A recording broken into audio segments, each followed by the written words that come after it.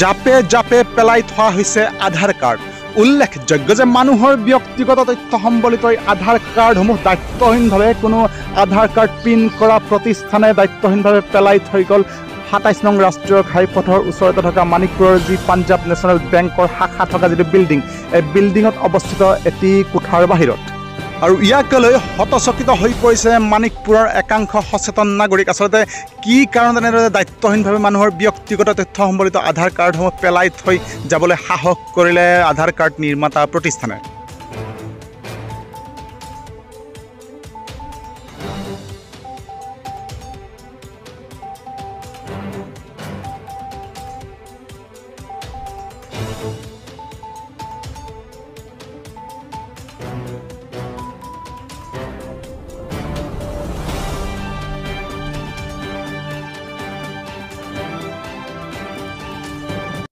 News time 3 সমূহ দৰ্শকক আমি স্বাগতম জনাইছোঁ।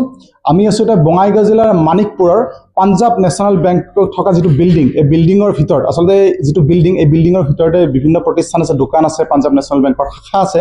আৰু ৰহস্যজনকভাৱে আমাক এজন ব্যক্তি আচলতে আমাক জনালে যে আচলতে ইয়াত মোৰ পিছফালে যিটো ৰুম আছে, ৰুমত আচলতে এটা প্ৰতিষ্ঠানে আধাৰ কাৰ্ড তেওঁলোকে প্ৰিণ্ট কৰাই দিছিলে বা বনাই দিছিলে মানুহৰ। কিন্তু তেওঁলোকে বনাইছে, কিন্তু আজি ৰহস্যজনকভাৱে দেখা পোৱা যায়, প্ৰত্যক্ষদৰ্শীয়ে যিটো জনাইছে আচলতে বহুশ কেইবাশ আধাৰ কাৰ্ড ইয়াত প্ৰিণ্ট থকা মানুহৰ ব্যক্তিৰ ডাটা থকা আধাৰ কাৰ্ড পৰি আছে। আচলতে আধাৰ কাৰ্ডসমূহ কি কাৰণত তেওঁলোকে ইয়াত পেলাই গ'ল, হয়তো এক ৰহস্য আছে নেকি কিবা। গতিকে মোক প্ৰত্যক্ষদৰ্শী মোৰ লগত আছে ভাৰতীয় জনতা পাৰ্টি যুৱ মৰ্চাৰ, ভাৰতীয় জনতা যুৱ মৰ্চাৰ মানিকপুৰ মণ্ডলৰ সম্পাদক। কি ক'ব আপুনি? নহয়, এইটো এটা বহুত ডাঙৰ ইছ্যু, কাৰণ আধাৰ কাৰ্ড হৈছে আমাৰ ভাৰতীয় এটা পৰিচয় পত্ৰ। গতিকে এই ক্ষেত্ৰত যিটো যে তেওঁলোকে বেনিফিচিয়াৰীয়ে হয়তো কিবা কাৰণত ল'ব পৰা নাই, সেইটো তেওঁলোকৰ ব্যক্তিগত কথা, কিন্তু এনেকৈতো পেলাই যোৱাটোতো এইটোতো এটা বহুত ডাঙৰ কথা। কাৰণ এই আধাৰ কাৰ্ডখনেৰে সকলো ধৰণৰ ডকুমেণ্টছ বনাব পৰা হয়।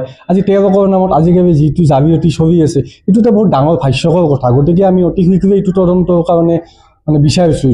যিজনে মানিকপুৰ ব্লকৰ আণ্ডাৰত আধাৰ কাৰ্ড চেণ্টাৰটো কৰিছিল, তেওঁ ইতিমধ্যে এই ডাটাটো দিব লাগে। ইয়াতে আমি আধাৰ কাৰ্ড পৰি থকা দেখা পাইছোঁ। যিয়ে বনাইছে হয়তো ইয়াতে আধাৰ কাৰ্ড এটা প্ৰয়োজনীয় ডাটা হয়, এটা ডকুমেণ্ট হয়, পৰি থকা দেখা পাইছোঁ আজি। গতিকে এইটো পেলাই থোৱাৰ উচিত হোৱা নাই।